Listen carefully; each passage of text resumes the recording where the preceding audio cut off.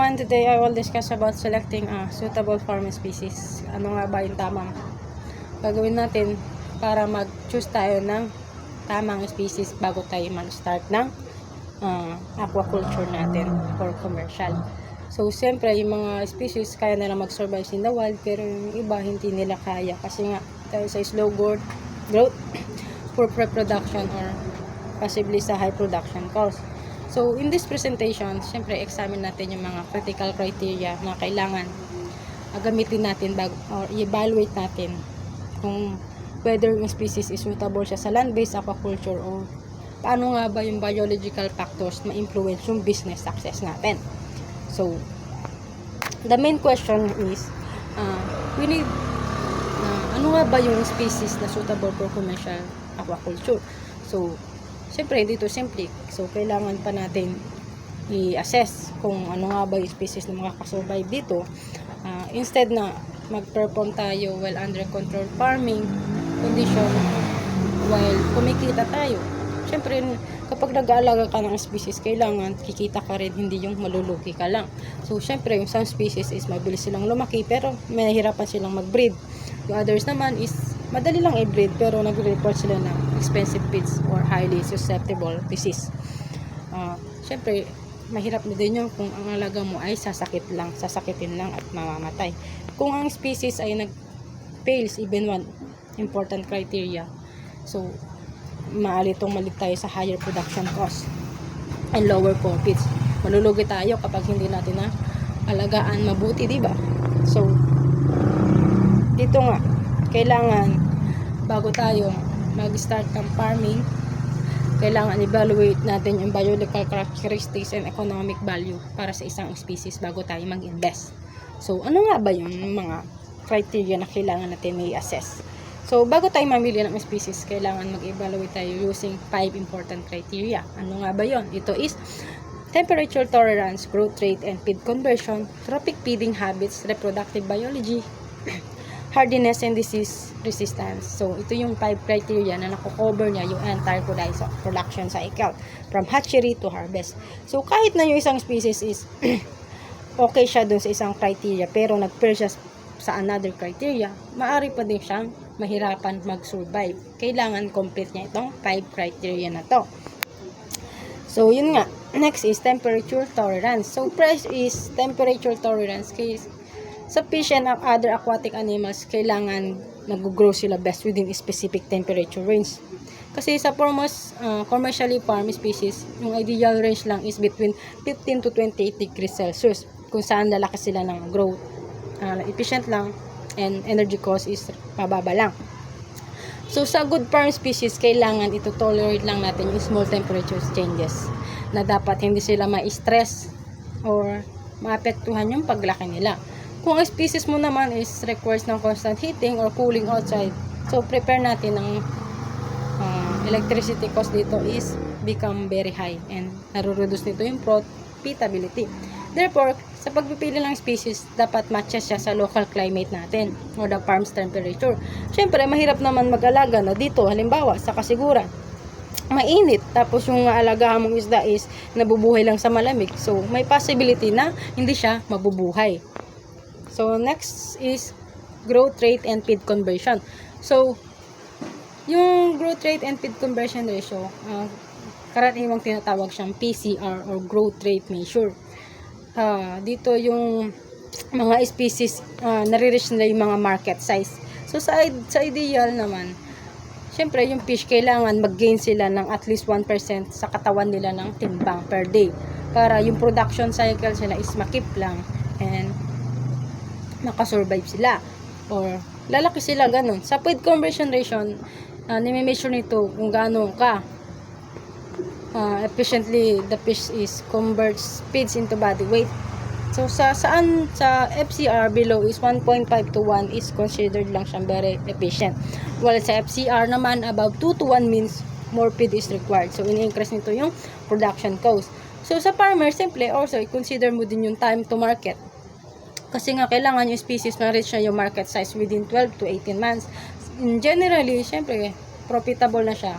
Kasi nga, yung capital mo is na-recover ng ganong kabilis. Pero kapag hindi mo pa inamit around that month, syempre, possibility na malulugi ka lang din. So, next is trophic feeding habits. So, sa trophic feeding habits is also known as its trophic level. So, determine ito yung cost and sustainability pa sa pagpipid ng isda. Sa herbivores and omnivores, yung species, generally prepared nila yung mga eat plant-based feeds. And mga cheaper lang na available lang siya dyan.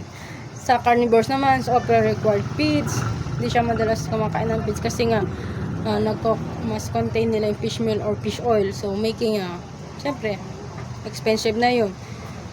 Magagastosan na tayo. Another advantage dito is yung diet flexibility. So, yung species na to is kaya nilang i-accept yung formulated commercial feeds. So, syempre, easier to manage na tayo na ma-reduce yung dependency na sa mga natural food resources. Next slide is reproductive biology. So, sa reproductive biology, kailangan sa successful na aquaculture operation, yung needs natin, nakarely tayo sa supply ng mga healthy fingerlings or juvenile fish. Syempre, yung kahit na yung species may makareproduce under controlled condition. Next is, kailangan i-consider naman natin yung whether the larvae are malakas ba para makasurvive sa commercial, sa nursery system, or hindi. Kasi kapag namatay yung larvae mo, or juvenile mo, malulugi ka din naman. Kasi nga, ano pa ba ang palalakihin mo o para mabenta mo sila, diba? Kung sa breeding naman on-site, hindi siya possible for farmers. Kailangan nila ng dependable commercial hatchery na kayang isupply sa fingerlings throughout the year, na hindi kailangan mag-rely sa seed supply production schedules kasi nga magiging become unpredictable na to. So, maglilid siya sa delays and financial losses. So, next slide is hardiness and disease.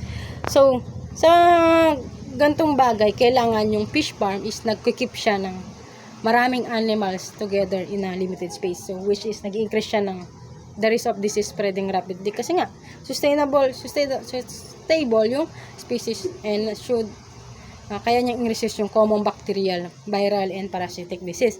So, kailangan i-tolerate nito yung handling during grading and transportation and routine yung farm maintenance mo without hindi mo ma-stress yung alaga mo. Na kailangan moderate lang yung changes ng water quality such as fluctuations in dissolved oxygen, pH, or ammonia. Siyempre, kapag nagkasakit yung alaga mo, ano pa ibibenta mo sa market, diba? Wala na, lugi ka din naman. So, next is, mahirap dito na kung ang alaga mo isda is prone siya sa mortality. Diba? Kasi sa overall farm productivity, kailangan alagaan natin yung isda natin. So, although sa biological is very important siya sa commercial aquaculture, lalo na sa business, kasi nga yung biological characteristics directly siya nakaka-affect sa farm financial performance. For example, species mo is merong poor temperature tolerance, so in-increase ito yung heating and cooling cost. Pag poor feed conversion naman ratio, in-increase ito yung feed expenses. Kapag expensive feeding habits, syempre mag-supplyan kaya ng madaming feeds ko. So, sa poor reproductive biology naman, nagkikreate siya ng shortage in fingerlings and yung supplies mo is madidisrupt sa production. So, pag nagkasakit naman, syempre, i-increase yung mortality and veterinary.